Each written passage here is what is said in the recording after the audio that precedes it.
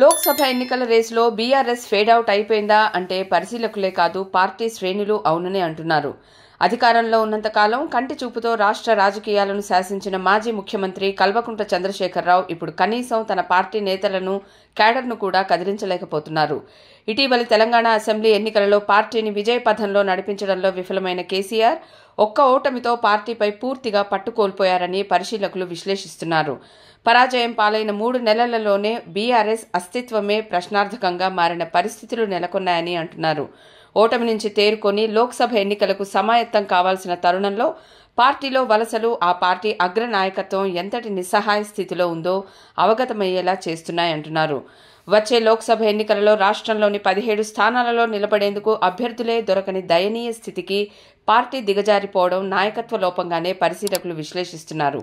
అధికారంలో ఉన్న సమయంలో సొంత పార్టీ మంత్రులు, ఎమ్మెల్యేలకే అధినేత దర్శనం దుర్లభం అనే పరిస్థితులు ఉంటే ఇప్పుడు పరిస్థితి పూర్తిగా తారుమారైందని అంటున్నారు. ఇప్పుడు అధినేత ఆదేశించినా నేతలు వినే పరిస్థితుల్లో లేరని చెబుతున్నారు.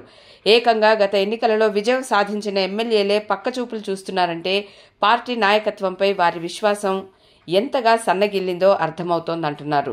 ఇక సిట్టింగ్ ఎంపీలు కూడా ఎన్నికల ముంగిట పార్టీని వీడుతున్నారంటే ఆ పార్టీలో ఉండి పోటీ చేస్తే గెలిచే పరిస్థితులు లేవన్నది స్పష్టంగా అవగతమవుతోంది. ఇప్పటికే 3 సిట్టింగ్ ఎంపీలు పార్టీని వదిలేశారు. ఇక చేవెళ్ల ఎంపీ అయితే తాను పోటీ చేసే ప్రసక్తే లేదని కుండబద్దలు కొట్టేశారు. అంటే సిట్టింగ్ ఎంపీలలో 4 కాడె వదిలేసినట్లేనని చెప్పవచ్చు. ఇంకా మహబూబ్ నగర్ ఎంపీ మన్ని శ్రీనివాస్ కూడా టికెట్ ప్రకటించినా పోటీ చేస్తారన్న నమ్మకం లేదని ఆయన అనుచరులు చెబుతున్నారు. ఇప్పటికే టికెట్ ఖరారు చేసిన నామా నాగేశ్వరరావు బీజేపీ వైపు చూస్తున్నారు.